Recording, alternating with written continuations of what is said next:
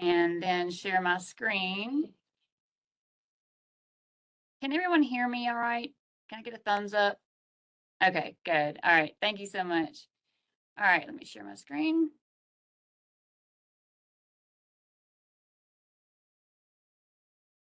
Okay.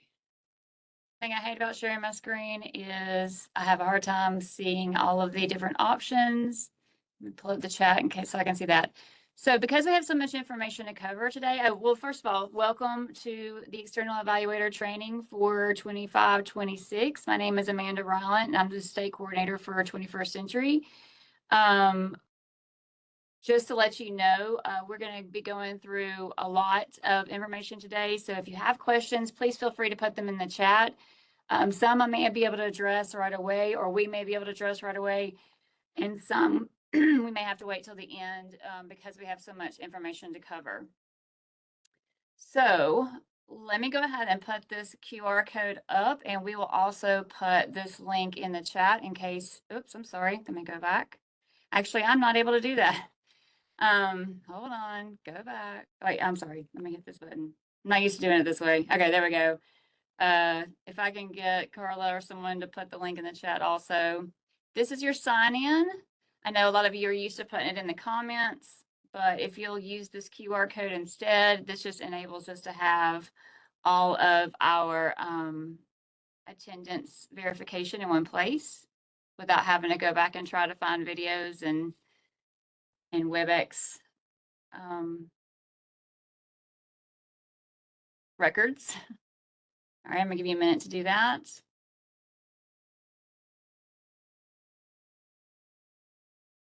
Okay, and also Carla has put that in the chat, so I'm gonna go ahead and go to the next slide, but if you need it, you can just use the link that's in the chat. Again, I'm Amanda Ryland, the 21st Century State Coordinator. The other people on our team is Dr. Melissa McKinney, Dr. Kelly Smith, and Carla Wright, who are our 21st Century Federal Program Specialists.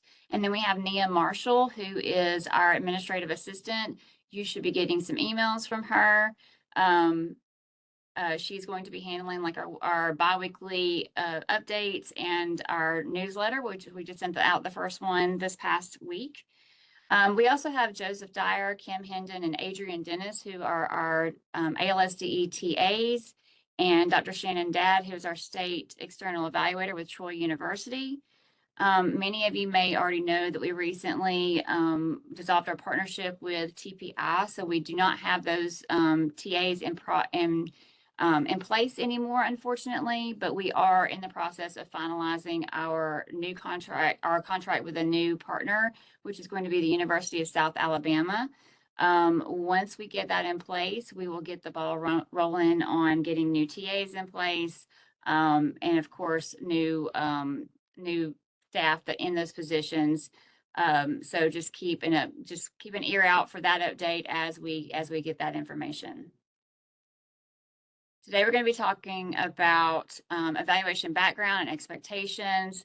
Carla is going to be going over a lot of Cohort 17 information, and then I will be going over new Cohort 26 evaluation information. So today, we're trying to really shove what should probably have been 2 different trainings into one, but we wanted to be mindful of your time.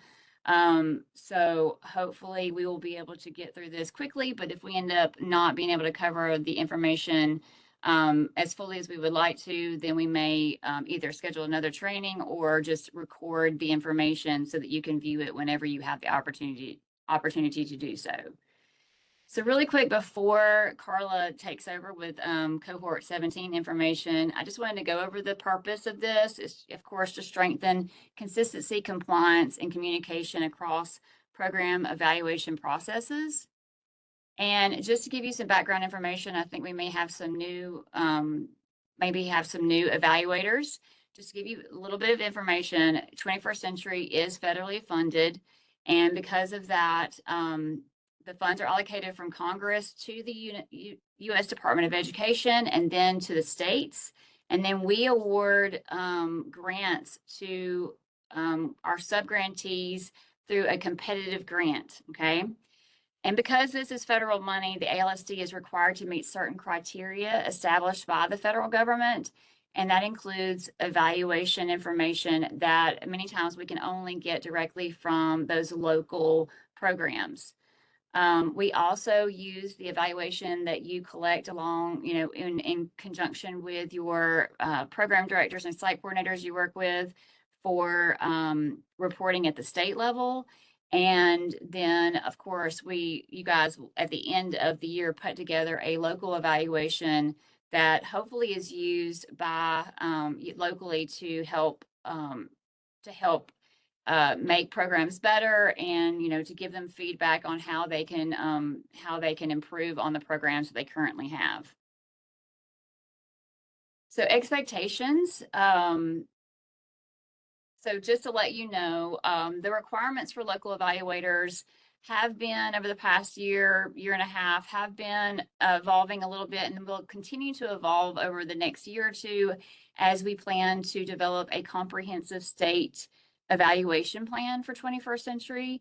This is something we're supposed to have in place, but we really don't have a good written plan in place. And so we're in the process we're going to be working with our partners to develop that plan.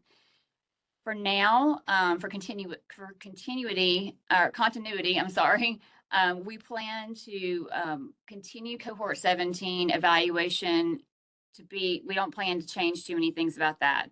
We're just it's going to mostly remain unchanged from the way that it's been the past couple of years. So today is just kind of a brief overview because most of you probably have done that process before. But for cohorts 25, 26, and future cohorts, it may look very different.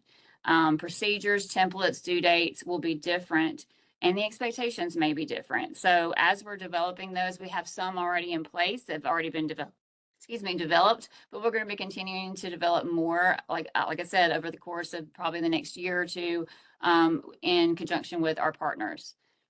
So please keep in mind that if you're working with multiple sites, and some of them are cohort 17 and some of them are cohort 26 or maybe 25, it could get a little confusing for you because you're going to have different expectations for different cohorts, which we're going to go over today. So just please try to plan accordingly. Don't take on more than what you can handle, and make sure you pay close attention to the procedure and forms for each of the different cohorts that you're supposed to submit, because they are going to be different. I'm working right now on putting together an updated 21st century timeline for you guys that has these updated dates and reports that have to be submitted, as well as links. We're trying to have people submit things through Google Forms, and so those links will be on there as well. So I'm in the process of working on that. I'm not quite finished with it. I was hoping to have it ready by this meeting, but it's not quite ready yet. So we will get that out to you guys, as well as all of the subgrantees, as soon as possible. And then just for your expectations for you, of course, as an external evaluator, we expect you to use systematic inquiry. You're supposed to conduct systematic data-based inquiries about whatever is being evaluated. We expect our evaluators to be competent, both in their performance and in their deliverables. We would like to see a good quality product. If we don't feel like those deliverables are of high quality product at the end of the year, there's a good chance that we could, potentially not recommend you to sites to use in the future, or remove you from the list of recommended evaluators. So just please try to make sure that you are producing a quality product for our stakeholders. Of course, we expect you to have integrity and honesty as you are working with the sites, and as you are reporting. We want you to be honest, but we also want you to be respectful, making sure that you respect the security, dignity, and self-worth of the respondents, program participants, clients, any other stakeholders, the students, things like that. We also ask that you avoid creating undue burdens on the sites. Please try to respect the time, capacity, and responsibilities of program staff at the sites. Evaluation activities should be planned collaboratively and executed efficiently to minimize disruption to programming. We also ask that you respect program autonomy. You should not require changes to programs or insist that your recommendations be implemented. Instead, you should offer constructive, evidence-based suggestions that support continuous improvement, and leave final decisions to the program leadership. And then finally, we ask you to promote partnership, not a prescription. So just keep in mind that you serve as partners in learning and improvement, not as enforcers. So your role is to provide insight and support, not to direct or mandate program operations. All right, with that, I am going to turn it over to Carla, and she is going to go over further expectations and cohort 17 information. And I'm going to try to keep up with the slides for her. Okay, good afternoon, everyone. So I am going to go over some of the information that we'll need for cohort 17. Some of the information that Amanda mentioned and the expectations, we'll kind of discuss some of that in the slides that I'll be going over. But here, our first slide is about your contract and the preliminary steps. In the past, you all were required to do an MOU with your sites. Now there should be a contract in place, and with that contract, there are federal provisions that are written in the contract that are specified that must be in that contract when you sign that for your sites to upload into EGAP for us to view those. So if you are asked to sign an MOU, ask the sites maybe if they're about the contract instead of having the MOU. That'll make sure you have accountability and the clarity of your roles. Each program team should hold a fall kickoff meeting. She mentioned earlier about having some cohesion and collaboration with your site. So try to do a fall kickoff meeting to review your evaluation plan, confirm the grant objectives, and outline specific data collection questions. As evaluators, you should collaborate with the program staff to clarify what documentation will be required and determine expectations for evidence submission and feedback timelines. Communicate upfront what you need from them. So as Amanda mentioned earlier about not trying to cause a burden on them, but you also don't want to cause a burden on yourself by waiting on them to get things to you. Make sure that you're doing at least 2 SMART goals, 1 perceptual or qualitative, and 1 measurable or quantitative outcome for your goals that you're setting with your sites.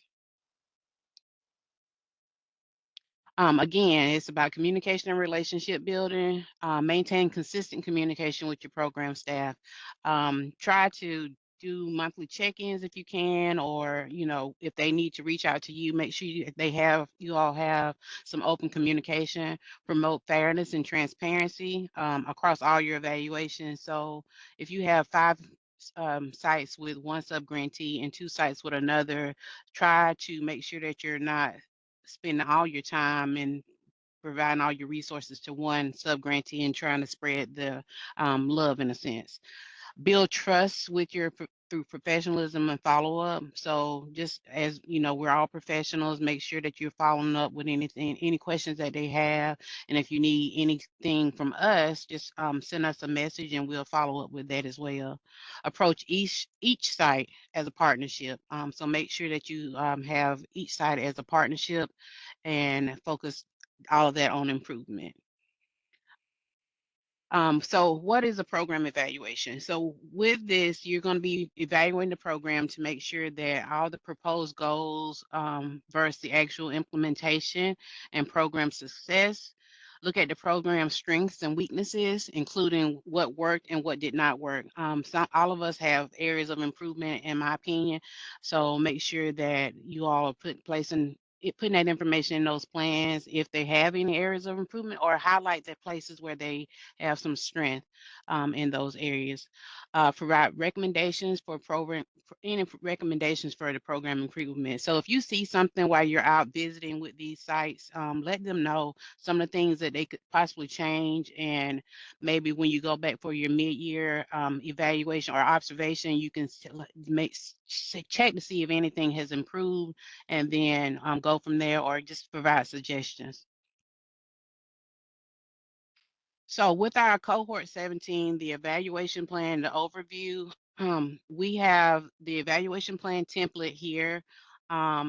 it's in this link that's down here where it says evaluation plan template. You this template, it will allow us to ensure that there are consistent procedures throughout for all the evaluators. The plan will outline observation timelines, data submission requirements, and feedback processes. Fall observations should consist of a thorough walkthrough, lasting approximately 1 to 1.5 hours. So focusing on the program quality, student engagement, and fidelity to the grant. Now, that's not saying that you got to spend an hour watching one activity. So you would spread that time throughout the time that you're there. On another slide, we'll talk about approximately how much time you should spend observing a particular activity. Evaluators are expected to submit written observations to ALSDE within 2 weeks of your observation or creating the plan. Once you've had that information discussed with this site program director, we ask that you get it to us within 2 weeks of that. There is a link here for where you should upload your evaluation plan. We have a Google form, and you'll just complete that Google form. And at the bottom of that form, you can upload the document as a Word document, as a PDF, however, whatever format you need to upload it with. You can do that in that Google form. The evaluation plan for cohort 17 is due on January the 2nd of 2026. So what is the evaluation plan? What should it look like? It should explain the purpose and the goals of the evaluation, lay out all the data that's to be collected, provide the timeline for the evaluation, document program activities, and outline how the evaluation will be distributed to the stakeholders.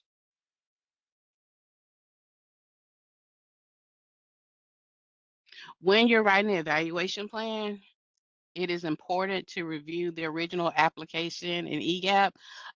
In the next slides, we'll go through the process of how you all can look at the original applications that are approved in EGAP. Cohort 17's original application can be viewed by accessing funding year. So when you look at FY 2024, and again, on the next slides, we'll show you that. The application will have the goals and objectives each subgrantee has written for approved funding. So they, in their initial applications, of course, they have where they have written their goals and objectives, and their goals should remain unchanged. However, the objectives can be modified to ensure that they are measurable and achievable. So if at any point in the grant process or the grant cycle that they feel that their objectives need to change, they can do that. So if they feel that they need to change the objective to match what their goal is in order for them to measure and make it achievable, they can do that. So that's something that they would need to do in their continuation application, showing that they have made changes to those objectives. But again, the goals need to remain unchanged.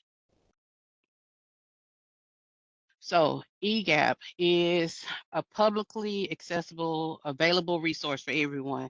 The web address is here on the screen.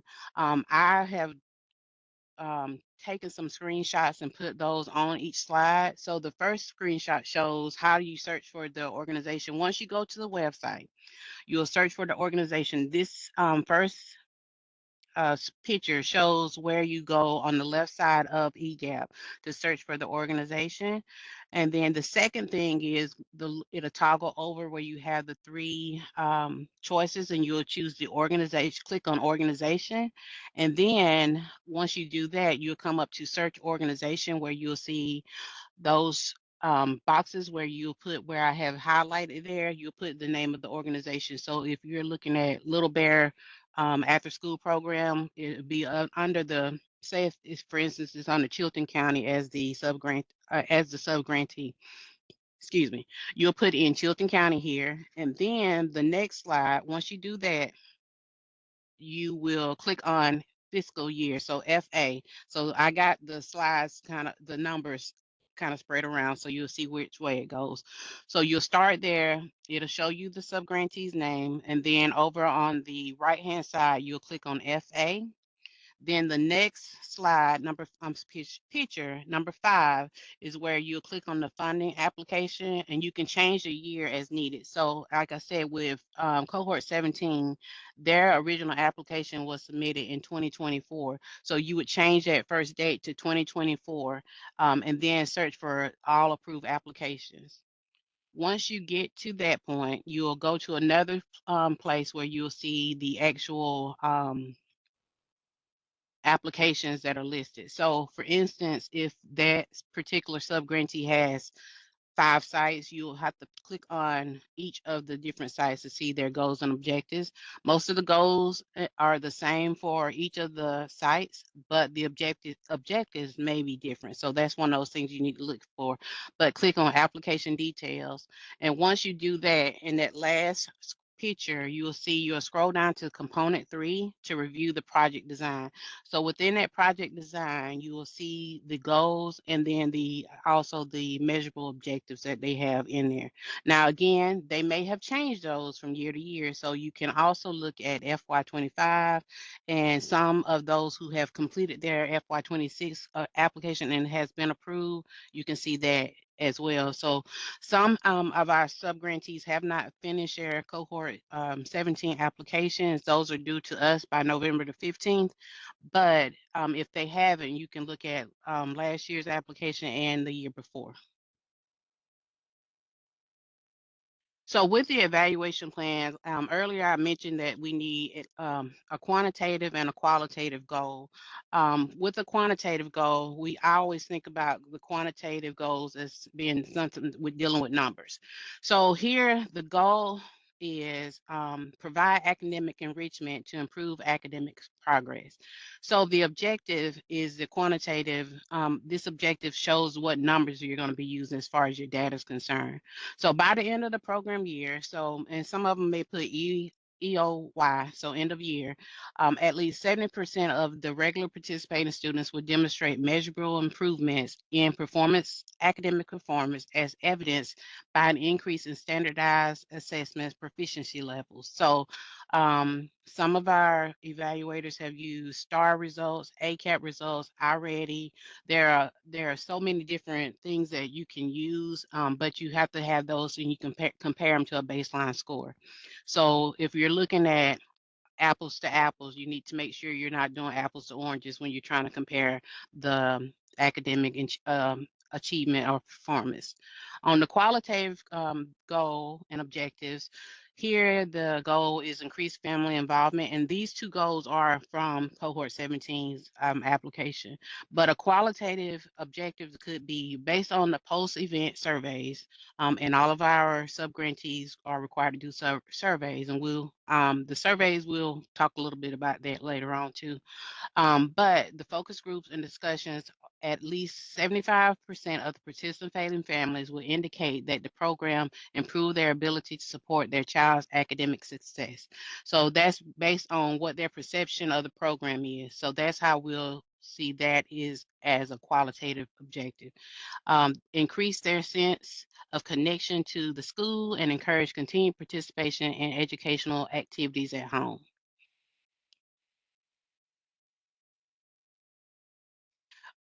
The evaluation plan testing data, we have experience where our CBOs have had a little trouble getting some assessment data from the LEAs. One thing that after speaking to a seasoned external evaluator, um, there are programs that CBOs can purchase to do pre and post tests for their students, and though that data you can use in your evaluation. It doesn't necessarily have to be their ACAP scores or their iReady scores. If you're having a hard or they're having a hard time getting those things, encourage them to purchase some type of assessment program or something of that nature to allow them to get some information. Encourage your subgrantees to enter all data accurately in easy reports each term. Some of your information you can pull from easy reports. So if they're entering that information in correctly, that'll allow you to get a lot of information that you can use in your evaluation plan. Amanda, you want to answer that?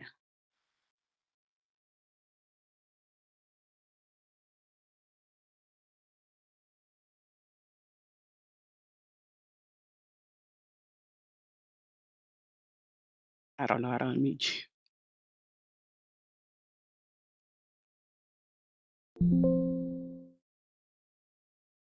There you go. Oh, well, I can't hear you.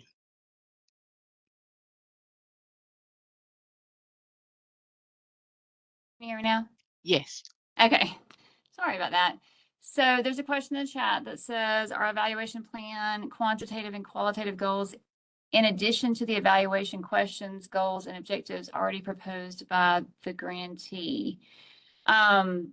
So every plan, whether it's cohort 17 or 26, should have had some sort of goals in place that they put into their application when they wrote their application to get the grant. And then they should have had either performance indicators or objectives to say how they were going to meet those goals in their plan as well. Some of them may have really good quantitative and qualitative goals, and some of them may not. And so that's one of the things that we ask you to look at as you're helping your sites and you're looking at their creating an evaluation plan with them, is whether their goals are measurable, whether they're SMART goals. We're going to talk about that in a little bit more, but and then I know that you're also in the cohort 17, you're supposed to develop some evaluation questions, and those should be revolved around, from what I remember, those should be revolved around those goals and objectives that were created by the site when they created their application.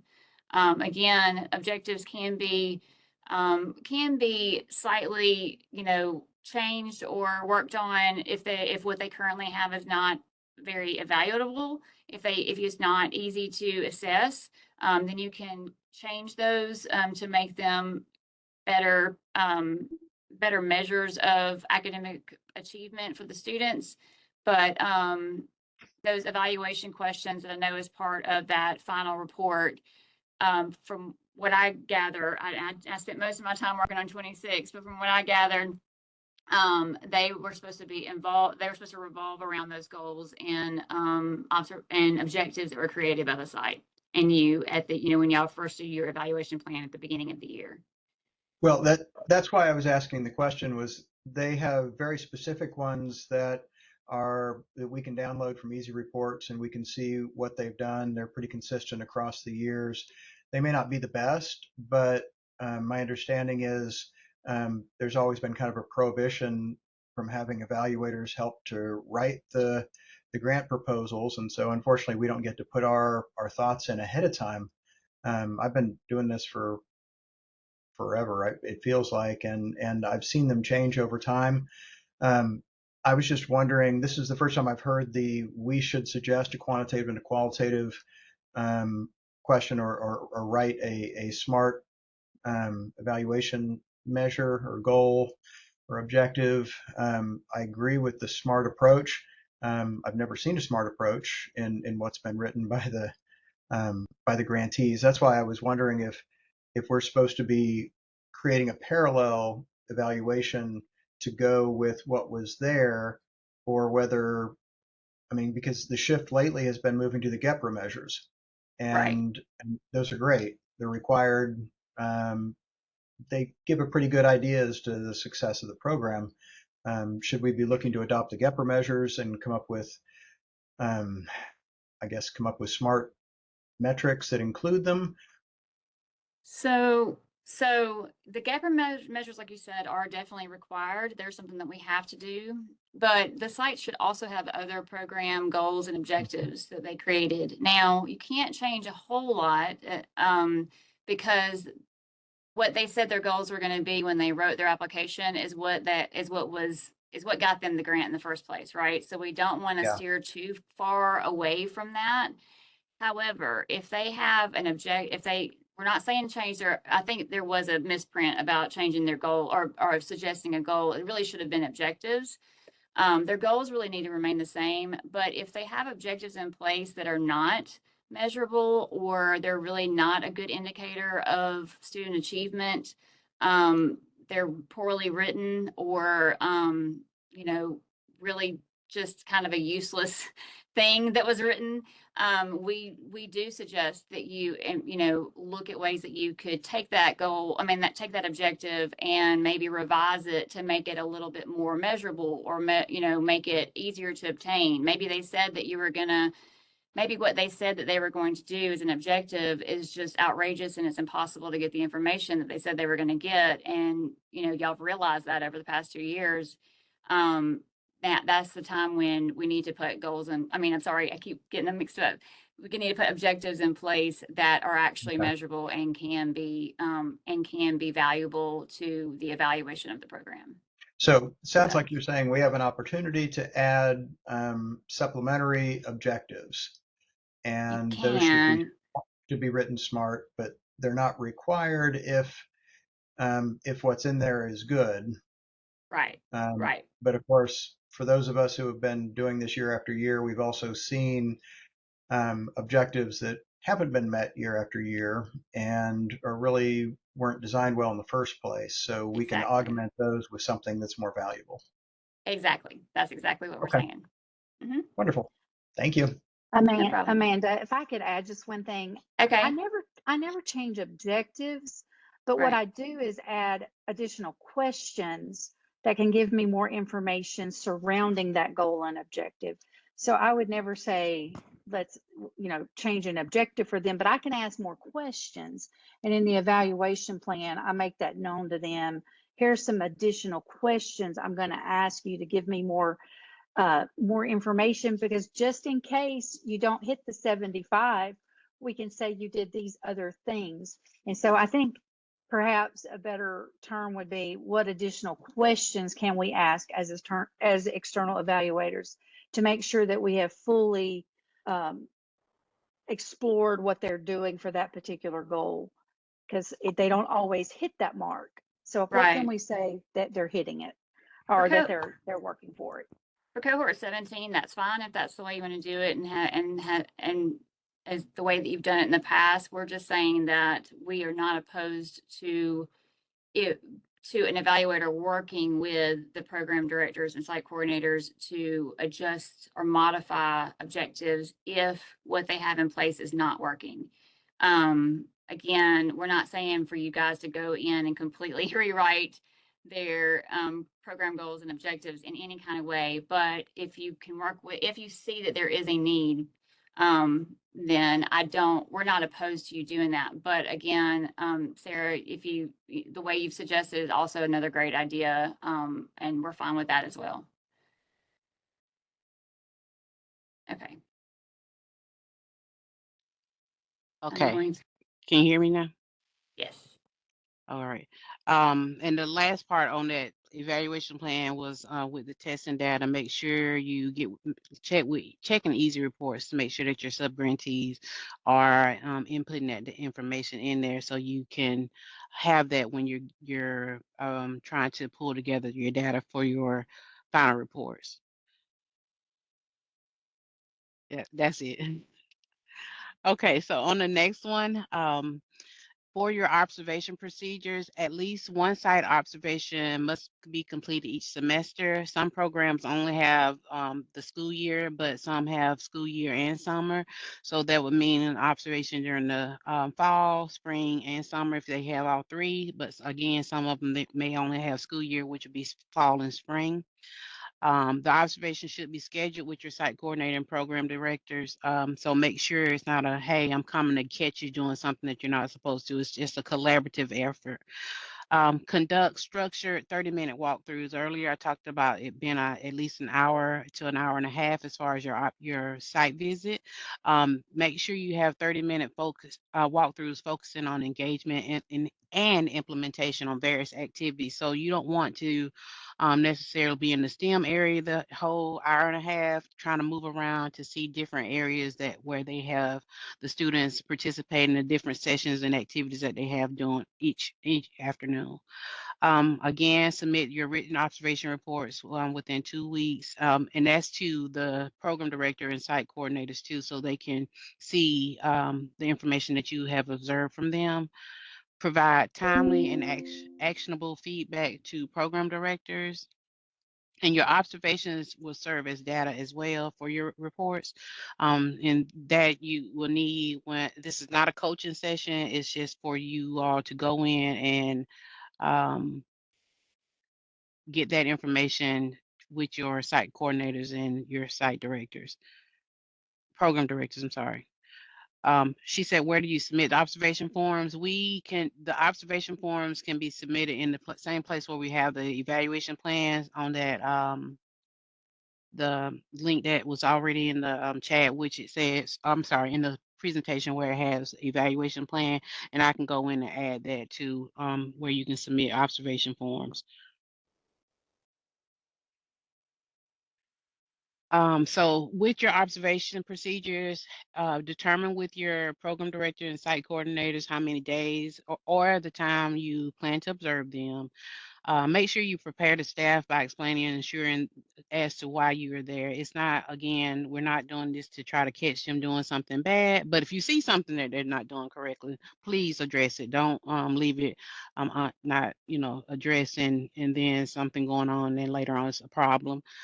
Schedule a time to debrief with the site coordinators and the program directors before and after the observation. So make sure that you have a little time where you can just kind of talk to them about what you observe and those different things. Now, many of you all are familiar with the observation tool, which we have two options that you can use because NIOS, and I'm hoping I'm saying this correctly, I'm not real sure, but there is NIOS training and when they have an observation tool. So here on this link, you can click on those and use those tools. Now, this is only if you've had the training. We're working with them about the training modules that we're trying to get set up with them. So if you haven't completed that training, you don't have to use this observation tool for your observations. So we have a different option that Amanda has found that you can use, and you don't have to have that training. Option 2 is the out of school time observation walkthrough tool. And again, this is something that you all can click on the links and it'll allow you to see exactly what that tool looks like. This tool does not require, again, okay, Amanda said she's gonna send that out. It does not require prior training and it's easy to use. And it's a research-based proven tool for out of school time observations. So that's something, this is a second option for those of you who are new. Um, can you use both, Amanda? Yes, okay. So that's just something that you want to, if you want to use, even those of you who have used the NIOST observation tool previously and you want to try something different, I would suggest just, if you would like to do that, you can. As he asked, can you use both? Amanda did say that you could use both for those observation tools. So data collection and surveys, you're wanting to collect your data from all your stakeholders, and that stakeholder groups, that's your parents, your teachers, your staff, your students. Encourage your subgrantees and ensure that the subgrantees have allowed the stakeholders to complete the required surveys. In those surveys, we're trying to get the surveys streamlined to one survey rather than them having to do several different surveys, one for the students, one for the teachers, one for parents and the staff that works there. So we'll try to get more information about the surveys, exactly which ones we need, but we haven't gotten all of that kind of worked out just yet. I would suggest, and this is just something that we just as a suggestion track the completion rates. And I know from coming from a principal's role, sometimes it's hard to get people to complete surveys and try to give reminders to improve response rates. One thing that I would try to do was when people are picking up, if they have time, just, hey, can you do a survey? So I would just encourage them to try to get as many participants as they can, try to improve that response rate. You can also do interviews or focus groups when possible. So if you are there and there are some parents there, maybe they're having some type of enrichment activity or like parent night or something like that, maybe sit down and speak to the parents or even speak to the children about some of the things that they have going on in the program. So the last thing that you'll do with cohort 17, I'm not sure if you all noticed that we won't have a mid-year report. And we'll talk about that in another slide too. But the final report is what you would do at the end of the year. Again, if they only have school year, you'll finish at during the summer. If they have school year and summer, it's all due by August the 31st. And that should be 2026, that's right. So the final report is your written report. That's a culmination of all the evaluation activities. So all your data, all your observations, everything that you've seen, the information from easy reports, you pull it all together into the final report. The results should be indicated in your report using both the quantitative and qualitative data. The strengths and weaknesses of the program should be identified and related to, and your related recommendations should be included for each objective. Amanda, do you want to keep it like that, or the fourth bullet?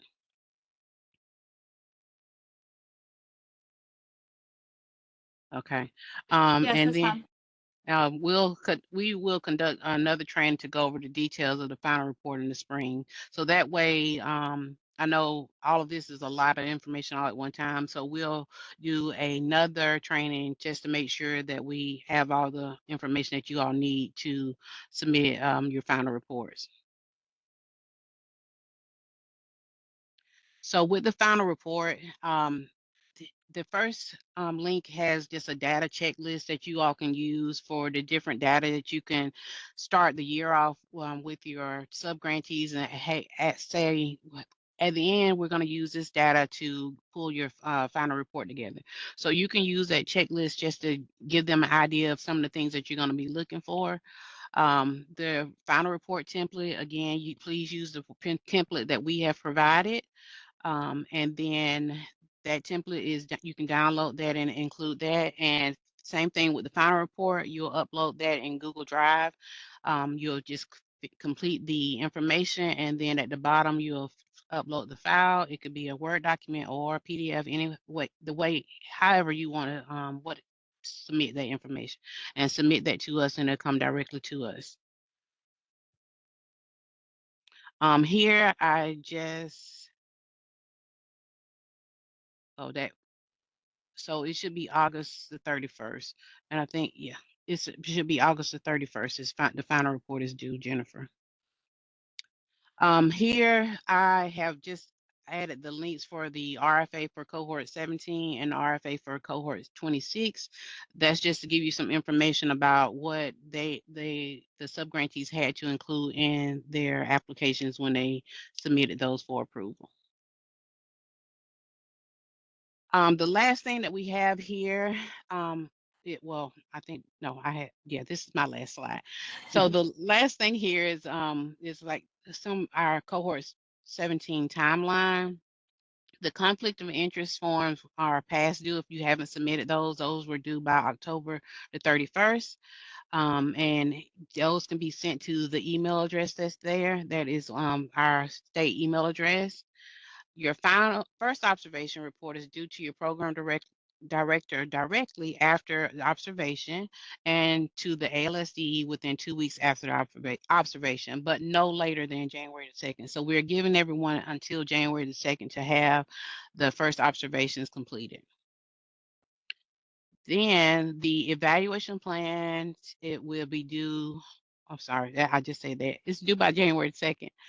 The mid-year reports are no longer a requirement for the program director. So that may be some good information for some of them, or it may not be. I'm not real sure, but the mid-year reports are no longer a requirement for your program directors. That'll give you all a little more time to have some dialogue about the programs, and that will hopefully alleviate some things that they are having to submit to us. The second semester observation report is due to the program director directly after observation to the ALSDE within 2 weeks after the observation. So your second observation should be done no later than April the 30th of 2026.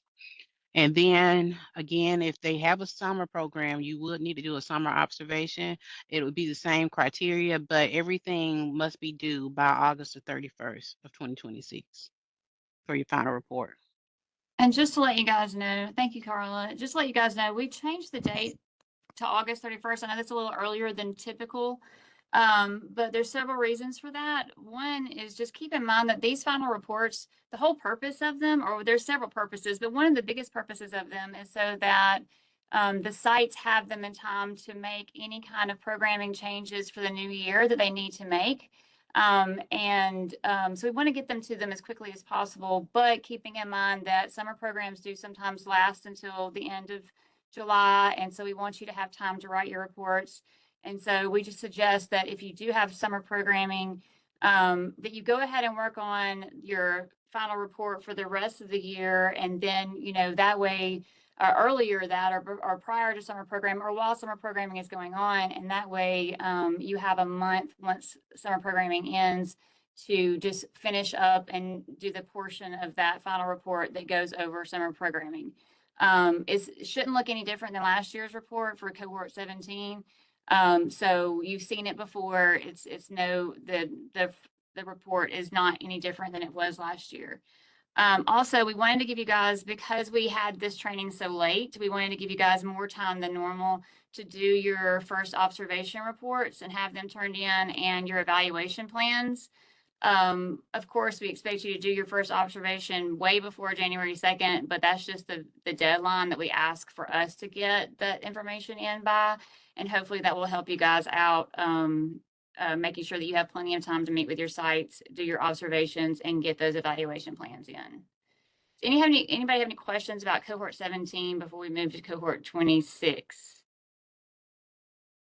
Again, it's basically the same as what's been done in the past. There are training videos that go deeper into cohort 17 or the evaluation from previous years. If you ever want to go check those out, we didn't want to spend a huge amount of time on it today because we have so much to cover and want to make sure we go over the new expectations for cohort 26.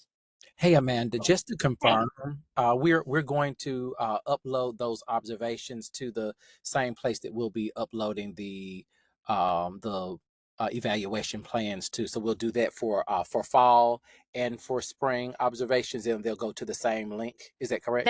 It may be. Is it two different links, Carla? One for the first one and one for the second, or is it the same link for both? So I did not create the link for the observations, but I will create one, or you like you said mentioned earlier, Mr. Scott, that you can put it there in the evaluation plan link because it'll all come to us anyway. But I can create two links if we need to do that, and we can send it out by email from the list that we have. We'll make sure the one would be fine because maybe if that keeps down confusion, that way we can make sure everything kind of goes to the same link possibly. But either way, it's fine. Yeah, we're trying to figure that all out. Yeah, I know. The best way to do all that. But yeah, when we send out the updated timeline that has all the dates and links to the forums and everything, we'll make sure that the link to wherever you need to upload it is also on there, so that there won't be any confusion, hopefully. Thank you so much. And we'll just have to look at it and decide whether it's best to add them all in one place or have multiple places.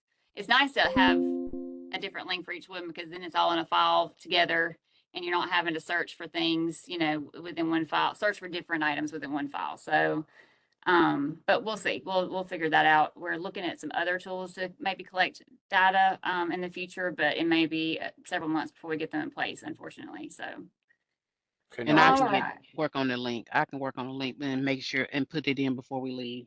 Okay. All right. So cohort 26. I encourage you to go check out the RFA for cohort 26. It is different than previous RFAs, and just make sure that that you understand, the different things that were asked of the sites this time.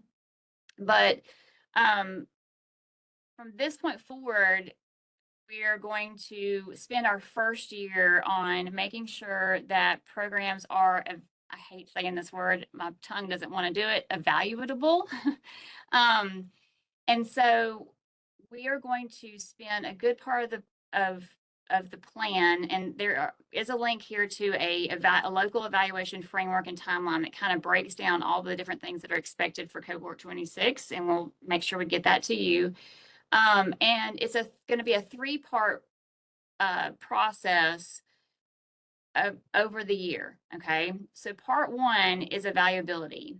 So part 1 has 3 parts within it. I know that can get kind of confusing, but it has 3. It's a 3-stage process of ensuring that the program is ready to be evaluated, establish practical, reliable, systematic, and mutually agreed upon ways of studying program processes and outcomes. So what I love about this is that, you know, how earlier it was said that we've had some program objectives that have been in place for years that were not well written, and we've just kind of had to come up with, you know, extra questions to ask to get the information we needed, or we just kind of had to bear with them. And because, you know, they were written and there was not guidance about making any changes to those. That's different now. We want you guys to help make sure that that program evaluation plan is in good shape moving forward. When an applicant submits their application, we gave them some program goals and objectives that they had to use that were state mandated, but then we gave them the opportunities to develop some program goals and objectives themselves. And so the ones, even some of the ones that we gave them, we've just recently revised because we realized we got feedback from the sites and realized they weren't very good measures of student progress. And we'll talk about that in a second. But we want to spend this first year making sure that the program, we can't really adjust the program goals because that, again, that was what the grant was funded for, but we can work on adjusting objectives if needed to make sure that they are measurable objectives and that the data we say we're going to collect to show that those objectives were met is actually a doable thing, that we can actually collect that information easily and everything is accessible to us. So that's what that is to work on. And then once we get through evaluability, I hate saying that word, then there will be a point of service quality review. This will be actually the second observation that you'll do in the year, and it will assess program fidelity at full implementation of the program. And then there's the annual evaluation report. And I'll be honest, we're not exactly sure what that's going to look like yet. It may look kind of similar to what we do for 17, but it could look different. Or it could have some different parts to it. That's something that we will be developing with our partners over the next several months, but we will make sure we get that to you in plenty of time for you to be prepared for it. Hopefully by early spring at the latest, we'll have that to you. If worst comes to worst, we'll use what we've used in the past for the final report, and then continue to develop it and work on making it better for next year. Okay, so let's talk a little bit more about that program evaluability. So it's part 1 of year 1. Stage 1 is going to be planning. So we want you to spend time reviewing program objectives with your sites and creating either a program logic model or a planning and reporting template. We have templates for both of these to share with you. You can do one or you can do both. I know that some people are visual learners and they would prefer to put something in a pretty graphic. Some are not. Some would rather put something in a chart or graph. And so we have both options here, or you can do both because there's really, in my opinion, using both would be the best way to go because there is valuable learning that can be taking place from both of those items. But we're only going to require for you to do one or the other. And then you will come to an agreement about those indicators and measures that are going to be used in the evaluation. You should have an in-person, or you could do this virtually, an in-person or virtual meeting should occur by December 31st with those program directors and or site coordinators that you're working with to work on program evaluability. And this is the planning process. So again, in this stage, the only deliverable that you're creating at this point is you're working on making sure your objectives are really good, and you're going to create a program, either a logic model or a planning and reporting I want to call it a planning and reporting plan, but that's like has the word plan in it twice, and that bothers me. So I've just kept it at the word template, but you can, change that as you see fit. We want you, so in cohort 26, the subgrantees were required to create a form called a multi-year program design and performance form. This form was supposed to be the backbone of their entire grant, basically. It linked their program goals to their objectives, to the activities that they were going to do to meet those objectives, all the way to, who was going to be affected by those activities, all the way to the budget. What items are you going to purchase for these activities that are going to cause us to be able to meet these program objectives? And so we suggest that you pull that Form 9 from their Cohort 26 application. Again, just letting you know this though, while it's on my mind, some of our Cohort 26 applications are still in process of being revised. So you may not have access to them quite yet, but we are trying to encourage our sites to get those in and get them done by November 15th. We are, we hate to make threats, but we really are truly to the point where if they can't, get them in and get revisions made, there's a chance of losing funding, to be honest with you. So we've got to be in compliance and get these in as soon as possible. So if you go to pull this form from one of your grantees and you don't have access to it yet, then it's maybe because they don't have an approved application yet. So I mentioned earlier that we gave them some state required goals and objectives. One of the things that the federal guidance says is that we are supposed to have statewide goals and objectives, and our programs are supposed to build their goals and objectives off of ours as the state. And I don't think that this has necessarily been the case in the past. And so we created some performance goals and objectives that we asked sites to use. So the first performance goal, and these were required. They were not supposed to change these unless they had to, because of, well, I'll be honest with you, the one that they were given permission to change or adjust if needed, we have changed statewide now. We just recently put out in that newsletter that went out last week, the new way that one would be written. So it's actually this objective 1A. Okay, so anyway, I'm getting ahead of myself. So the first performance goal is, of course, students regularly participating in the program will meet or exceed state and local academic achievement standards in mathematics and English language arts or reading. So objective 1A is now 50% of regular program participants will show a minimum of 10% growth from beginning of year to end of year on district provided benchmark assessments in mathematics. What we previously had was that they would have an increase in their grade from the previous year to the current year. But the issue with that is we got lots of feedback from sites saying that when you're looking at students' grades from one year to the next, it's not a very good measure.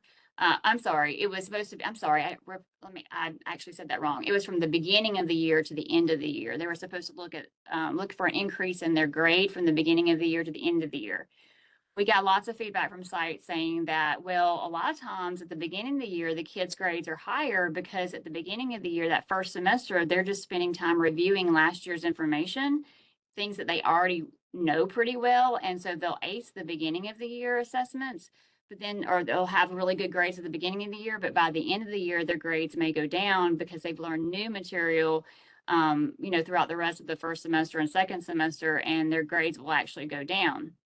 So we worked with some different, we talked to some different program directors and actually some different people across the state, just to ask what we could look at to see improvement or to see if students are improving from the beginning of the year to the end. And it was decided across the board that the best thing to look at would be district provided benchmark assessments, because they all have to be provided. And we're hoping, this is not in the slides, I'm rambling again, but this is really great information for everyone to know.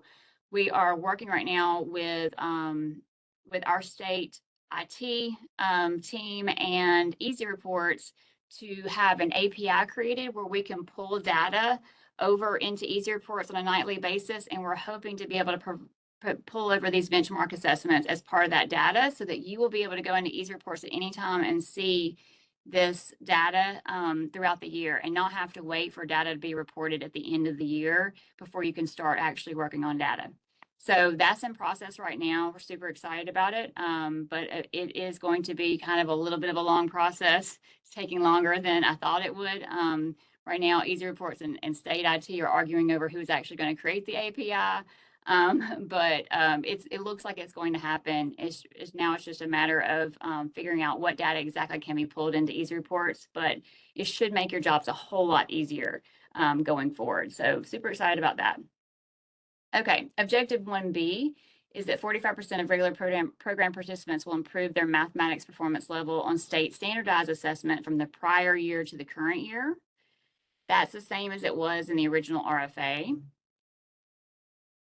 And then basically the rest of performance goal 1 is those exact same objectives, but instead of for mathematics, they're for ELA and reading. So we're going to be looking at benchmark assessments and standardized assessments from the previous year to the current year. And I just wanted to point out here that those objectives, it would be the A and the C. I thought I had a star by the 1A, but evidently I either didn't save it or something happened. But objectives 1A and 1C did change from the original RFA. So they will look probably different when you pull it from the subgrantees application. We're not going to make them do a revision for that because it's something that, or at least not right now, it's something that we've told them they can change. So it'll be different in next year's application as we move forward, continuation application. And I add that star to 1A, so when the PowerPoint is sent out, it'll have it on there. Thank you, I appreciate it. All right. The other two required goals and objectives that we gave them is performance goal 2 was that students would regularly participating in the program will show improvement in school attendance and classroom performance. As you know, school attendance is a GEPRA measure, and so that's really important. Also, the ones from performance goal 1 were also affected your GEPRA measures as well. So the objective 2A is that 92% of regular program participants will show improvement in school attendance by reducing their number of days absent from the previous year to the current year. And then objective 2B is that 92% of regular program participants will show improvement in classroom performance, including homework completion and class participation from the first marking period to the last marking period of each academic year as reported by teachers. And so this is where those teacher surveys is going to come in handy. And then you've got performance goal 3, which was that students regularly participating in the program will show improvement in behavior by having reduced discipline referrals. Again, this is another GEPRA measure. So the objective was 80% of regular program participants will show improvement in their school behavior by reducing their number of discipline incidents from the prior year to the current year. Okay, so those are the ones that we gave them that we asked them not to change, okay? But then we have 6 focus areas in the Cohort 26 RFA. And so we asked for them, we wanted them to have some autonomy and be able to create some of their own goals and objectives. And so we asked for them to create their own goals and objectives for holistic health and wellness, service learning, and parent and family engagement. So these are the ones we really want you to focus on looking at and seeing if what they've put in place are good goals and objectives. Again, unless you see like a major flaw in the goal, we really shouldn't change those because that's what the goals are, what they got funded for. But as far as objectives go, if they have objectives in place that really aren't measurable or aren't showing student improvement. So for example, trying to think of an example. So let me give you an example. So holistic health and wellness, an example of a goal for that could have been something like students regularly participating in the program will demonstrate holistic health and wellness by exhibiting positive self-awareness, social awareness, and relationship skills, decision-making skills, and self-management. And you could add to that as evidenced by teacher surveys or by student surveys or something to that effect. I've seen several objectives that say something like more students will participate in physical activities. That's not that's not a good program objective, because what we want to see, how is that physical activity going to affect the child? What is the positive aspect of that physical activity that's going to positively affect that child? Is it going to give them better health? Is it going to make them make healthier choices, make them be more active?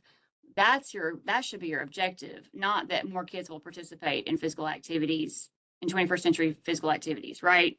So that's where we want to see you guys work with them to develop a better program objective, something that is measurable, and using those SMART goals. We're going to go over that in a minute, but that's where we want to see you guys kind of help out with that.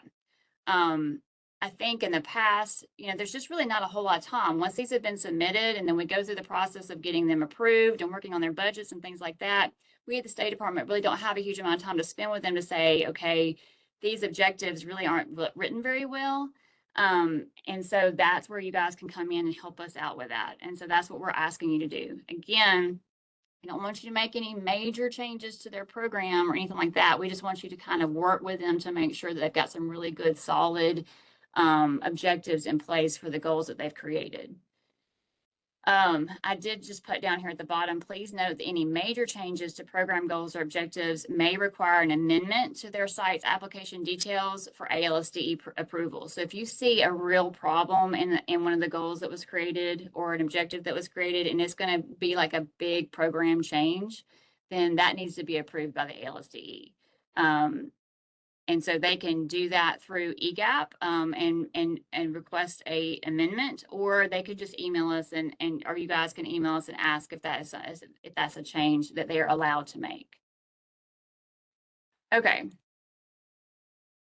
So this is information about SMART objectives. A lot of times you see it called SMART goals, but again, we don't really want to make huge changes to goals. We want to make changes to objectives. So we want to make sure that those objectives are specific.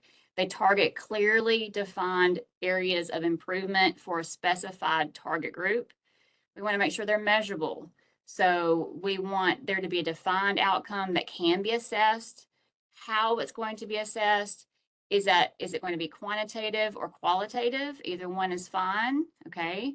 We want it to be achievable, realistic, given baseline conditions and available resources. So if they say that 100% of kids are going to participate in, or 100% of kids are going to be on the football team next year because we're doing football, extracurricular activity, whatever, then that's probably not a very realistic goal. Okay, I just threw that out there. That was a horrible example, but it's all I could think of at the time. But we want to make sure that what they come up with is achievable. Okay. And then relevant. We want it to be aligned to the program's mission, the activities they want to do with their students, their school day academics, and of course their GEPRA indicators are very important. I should have also put here their needs assessment. So you can also access what they said their needs were for their community and their students in their applications. Go and read that and see if what activities they've created are actually based on the needs that they said that their students have, or that or the families of those students have. And then finally, time bound. It specifies when that goal will be achieved. Is it from one year to the next? Is it from the beginning of the year to the end? When is that goal going to be achieved? Okay. So we mentioned you guys will help them develop a logic model or a planning and reporting template. Again, you can develop one or both. Just to let you know, logic model is a structured visual and narrative framework that outlines how a program is intended to work. It connects the program's resources, activities, outputs, and outcomes to its overarching goals, and it helps evaluators and program staff clarify what the program is doing, why it's doing it, what it hopes to achieve, and how that success is going to be measured. And we do have a link here to just some guidance about how to create a logic model, and it gives you a couple of examples of logic models to look at. And then the other form that we're providing for you is called the Evaluation Planning and Reporting Template. It looks very much like the multi-year evaluation program plan that is part of their application, except instead of focusing on the budget, it's going to focus on other things such as performance indicators, data collection methods and instruments, how you're going to analyze, how you're going to evaluate, what your analysis plan is going to be. Again, there's a link here for that planning and reporting template that kind of spells that out for you. And it's really more of like a chart or graph that you put information into instead of a pretty logic model. Your completed logic model and or planning and reporting template should be attached to the evaluability checklist when it's submitted by March 15th. And we're going to talk about what that is in a little bit. Okay, so that's stage one. Stage one, you've met with your program directors. You have created a logic model or a program evaluation and plan. I didn't say that quite right, but it's in the slides. And then stage two is a readiness check. So stage two of part one is a readiness check. So you will do a readiness site visit to check readiness factors such as do they have a program timeline? You're going to be looking at site level logistics, staff preparedness. Do they have program handbook, data collection and procedures? So you're looking at logistics of the program. And at the end of that, there's a tool that we're going to provide for you to use for that. And at the end of that, you will do a findings report with actionable recommendations for improvement. Now, this report, you can choose how you want it to look. It doesn't have to be anything that's extremely long. For now, we're not giving any rules and regulations about what that finding report looks like. It's just basically a summary of what you observed when you did your first observation. And we're calling that first observation a readiness site visit, a readiness check, okay? So we will provide you with giving you a link to a out of school time readiness site visit template for you to use when you're doing this visit. And it's less of an observation. You can do an observation as part of it, but it's also time for you to sit down with the program directors and talk to them and ask questions about those logistics and things for their programs, okay? Again, you can choose how to report the findings to the program director. The site visit should occur sometime in either December, January, or February. Findings report should be presented to program director within 2 weeks of that visit. So this is an in-person visit.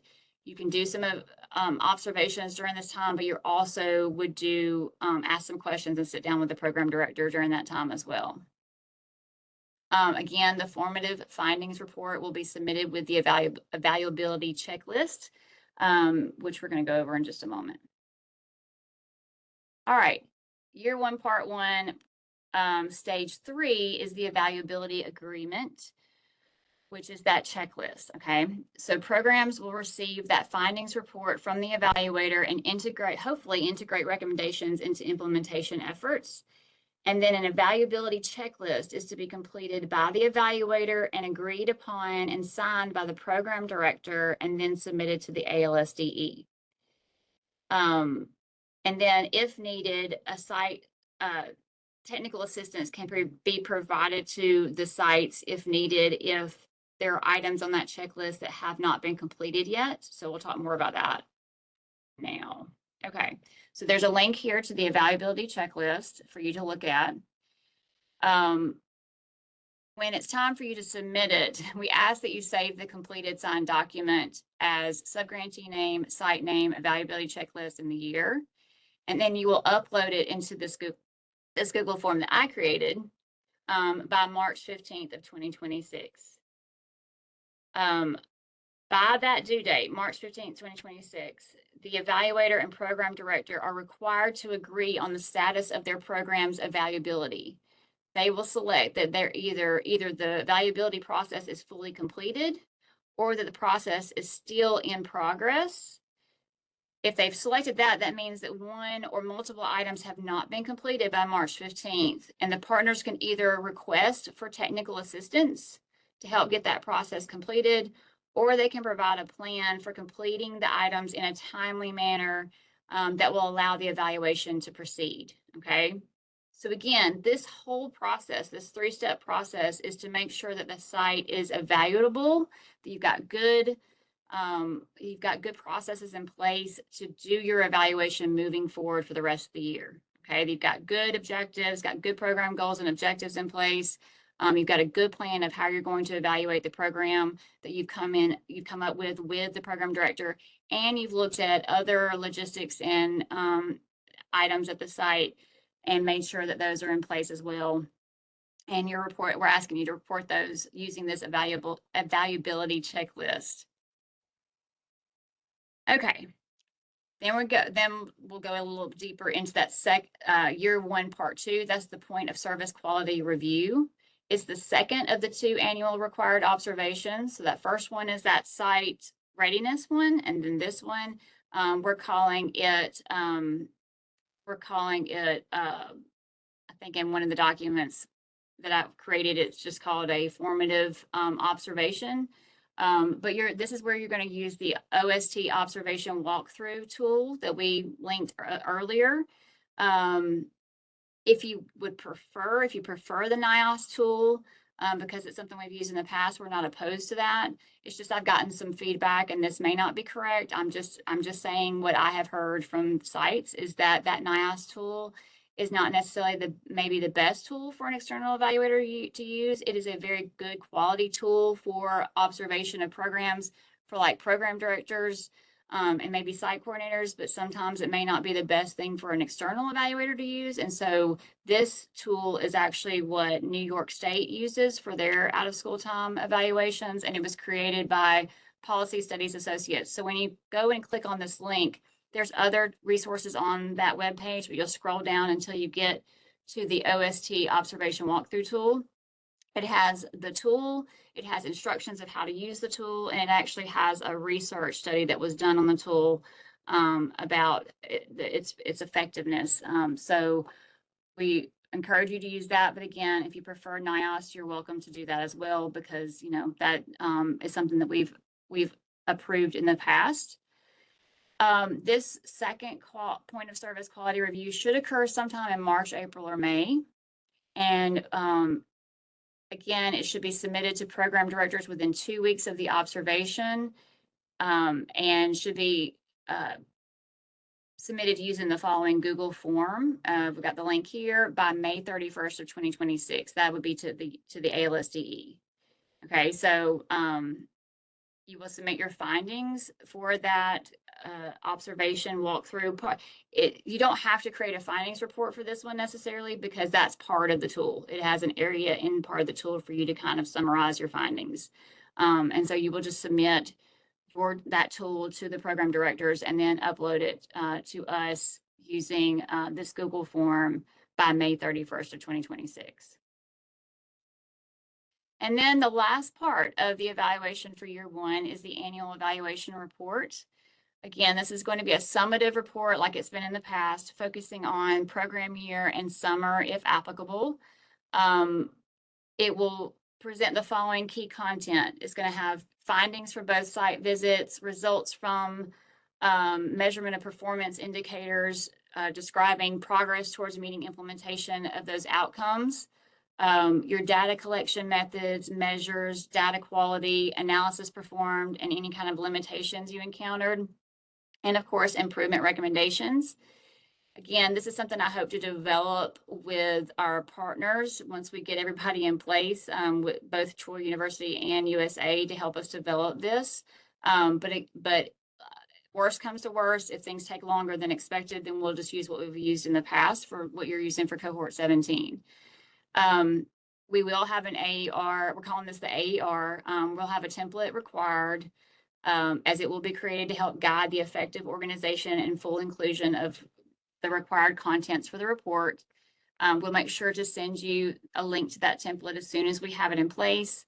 That report will need to be submitted to your program directors at an agreed upon delivery date, but then your program director needs to be able to submit it to the ALSDE by August 31st of 2026.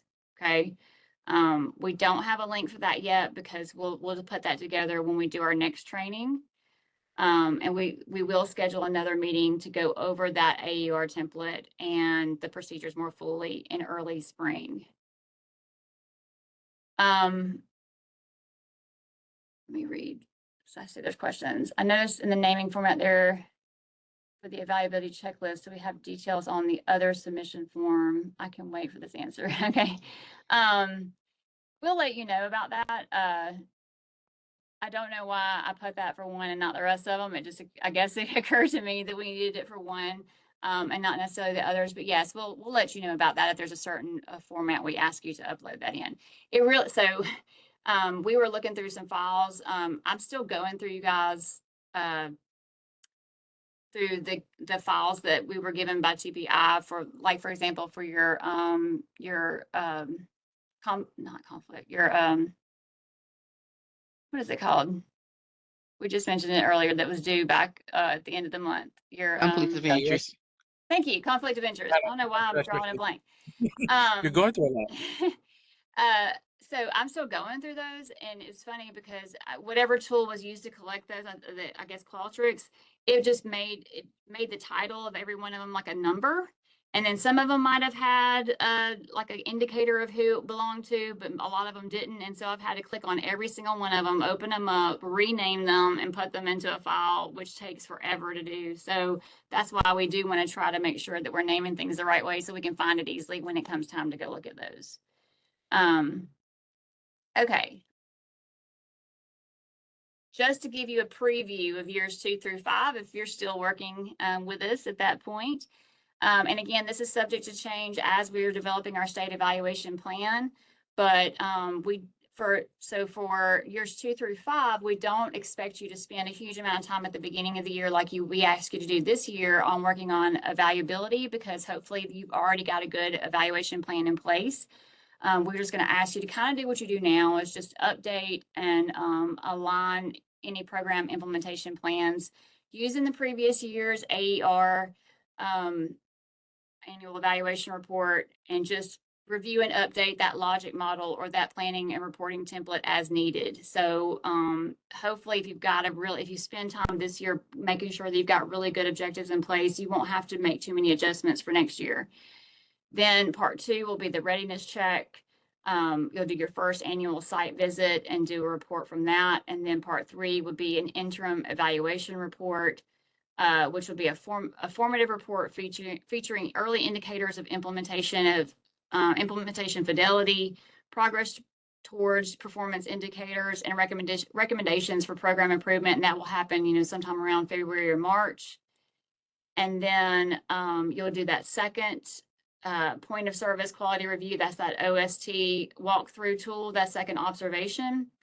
That's a focus on assessing fidelity at full implementation, which would be done sometime in April or May. And then again, part 5 would be that annual evaluation report, and it will be due the next year by August 31st. Again, that's subject to change as we're developing our state evaluation plan, but that's kind of what got in my head at this time as we move forward. Okay. Again, your conflict of interest forms were due back in October 31st. I'm still going through those, but we'll be reaching out to those of you who we don't have those from yet. We realize that we don't know who some of you are. Make sure that if you're new, that we know that you are working as an external evaluator and that we have you on our communication list. I was really worried that we didn't have up-to-date information when we sent out information about this meeting. So we tried to make sure that we were including program directors and things like that on the meeting invitation, and hoping that they were forwarding it to you guys. But just please make sure that we do have your contact information so that we can make sure that we're sending you the newsletters and the timelines and updates and things like that. The link to the local program evaluation framework and timeline. I think I put that. I actually ended up moving this to another slide and forgot to go back and delete this. So it's in I think the very first slide that I shared about cohort 26. So we'll delete that before. I'll get Carla. We'll delete that before we send that out to everyone. All right. Anyone have any questions about cohort 26? I know it's a lot of information, and it's going to you guys are going to want to go through those forms and look at them. You'll probably have questions. So just let us know if we need to schedule another one of these meetings to go through those tools once you've had a chance to look at them. We don't mind doing that. We want to provide you with all the support that you need. Okay, so this is the sign out. If you could go ahead and scan that. And I'm so shocked I didn't go over time. That's like really rare for me. So Okay. I've added a slide and everybody can see it after you send it out, but I've added a slide that has a link for the 3 observations for the first, second, and summer observations. And Jennifer Baker has her hand up. Yes, I saw that. Okay, so Jennifer, how can we help you? I want to stop sharing my screen so I can see all of you guys. Carl, will you put the sign out link in the chat so that I can stop sharing? I think that was it. Okay, I'm gonna stop sharing so that I can see everyone. All right, Jennifer, what? Hey, Hey. I just had a question. I guess I was faced with this last year about having a homeschool student that is participating in our program. Mm-hmm. And I know that those students, how do we address those students as far as the goals and the data collection? Because they're not technically, going to take the ACAT or our benchmark assessments. And I was just curious as to how people that deal with that. That's a great question that I have no idea how to answer. The best I could, just off the top of my head, is that if there's a way to somehow give them some sort of benchmark assessment, maybe like we said for the CBOs, using a different tool than necessarily they use in their regular school. Maybe we could come up with some sort of pre and post test to use for those students. I wouldn't expect you to have a huge number of those students that would justify creating, a huge amount of work or putting into a huge amount of tools or a lot of cost into purchasing a program just to survey that 1 or 2 students academic achievement. But of course we do want to address it if we have the ability to do so. So if anyone else can think of a way to do that, you guys have way more experience, and most of you have way more experience in external evaluation than I do. So if any of you came upon that in the past, and how did you handle it? If so, that anybody want to chime in, save me from that question?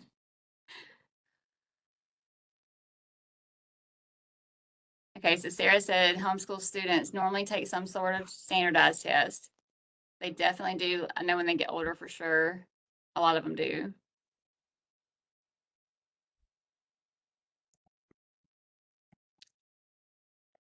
I know we'll be thinking about that one, Jennifer. That's a good question.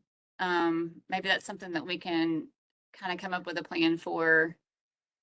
Well, Amanda, that goes back to those questions that I sit and think about. Yeah. How can I show what they're doing with those students? So that goes back to that whole quantitative, qualitative.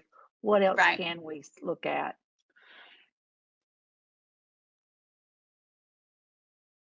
Okay. So I see a couple of people putting in about not getting the email. If you'll put your email address, if you don't mind putting it in the chat. Otherwise, you can email it to us at that. It's on the sign in and sign out, and so we can use that as our list for us to send emails out. So that'll be helpful. So when they sign out, I'll get the email and we'll have a list of everybody. Awesome. And again, we did record this meeting, so we'll make sure to put that in our YouTube channel for you to review. Our website, our website was previously through Auburn University TPI, and so since we no longer work with them, we don't have access to it anymore. So we're having to create another website. So it's kind of we created just an interim website using Wix, just a free website, but we're in the process of developing a Google website through the State Department. But of course, just like everything else with the State Department, they have to make things very difficult. And we have to make sure that all the forms we upload are ADA compliant and all of that, which I don't know a whole lot about. And so we are learning. So until we're able to actually publish that new one, we're just using the Wix site for now. If you need a link to that site, we can get that to you. It's got some information on it, not nearly as much as what was on there previously, but we are working on making sure that you guys have like your own tab in the new website that has all of the tools and information you need, timelines, things like that, that will go on the new website once we're finally get the go ahead to release it. And get all those documents ADA compliant. So we're working on that really, really hard to try to get you access to that. In the meantime, we'll try to send all this out to you via email, both the recording, the presentation, so you'll have the links, and we'll try to also send some things as attachments as well, so that you'll have access to all of those. That's a link to the website. Oh, wow, that's a big link. It just I have a question. How are you to sign? You said to scan where we're here, we're here and sign out. Yes. Gotta do that on here. Let me share my screen again. The link is for the sign in and sign out. I put it in there. So there's a link. I put it in there about 4:58 for the sign out. So you just click on it? Yes, sir. You can click on that link that's in there. It's in the chat. Okay. Or you can use your phone to scan this QR code. All right, I tried that. Let's see. Okay. All right. Okay, it did it that time. Thank you. Okay, good. So there was a link to sign out, and then there was a sign in link as well. And it's at the top of the chat. It's at the top of the chat. If you'll scroll up to that, it would take me 50 clicks to get back to it in the presentation. So stop sharing that. Any other questions about these changes? And again, you guys are the experts. And so if you see that we are, we want your feedback. If you see that we're asking you to do things that's not reasonable, or whatever the case may be, please feel free to reach out, and we would love your feedback. We've been trying to get some feedback from some of our seasoned external evaluators. Been very gracious to share with us information, but we are always open to new ideas, and hopefully these new changes will be beneficial. And if not, we tried it, and we can go back to what we were doing before if it doesn't work out. So Hey, Amanda, yes, we love filling out surveys. We give out enough of them. I know. And Erica touched on this. Not Erica, I'm so sorry. Carla, I don't know why I said Erica. Saw her name on here, I think. Carla touched on this. We really do want to try to work on, one of the things we want to do with our state evaluation plan is really try to work on like having just one teacher survey that goes out that you guys can use for the local evaluation, that we can use for GEPRA, and that we can use for our state evaluation, instead of sending them 3 different, surveys at different times of the year. Same, with all of the different stakeholders. So that's one of the goals, is just to try to take some burden off of the sites and off of the teachers and things like that, and not bombard them with a bunch of different surveys and things. Another reason why we got rid of the mid-year report, after looking at it, it was asking them to do things that really didn't make sense for them to do in the middle of the year. So we just decided to, it was really something that really should have been done at the beginning of the year, looking at last year's recommendations and moving forward. So it may be something that we implement at the beginning of the year going forward, but it just didn't make, in my opinion, it didn't make sense to do it in the middle of the year. So we just decided to get rid of that, and hopefully that'll take a big burden off of our sites as well. So if you have any other suggestions, we're all open. We're open to anything that you guys want to share, for sure. All right, well, that's all we have today, but I'll stay on a little bit longer and answer any questions that any of you may have. And otherwise, we will get all that information to you. And again, please reach out if you feel like we need to do another training to go into those tools. I know, I feel like they're pretty straightforward, but if you get in there and start looking at them and it gets confusing, just let us know, and we'll be happy to go through them with you guys in greater detail. Okay, thank you. All right, thank you, guys.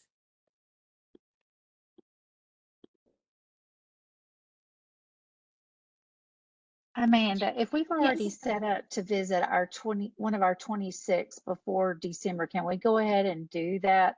Oh, yeah, So we go ahead and get started on it. That'll absolutely. be okay. Mhm. Okay. Because I think I've got some scheduled like starting next week or the week after. Absolutely. You can start whenever you're ready. Okay. Okay. Well, you all did a great job. Thank you so much. Thank you.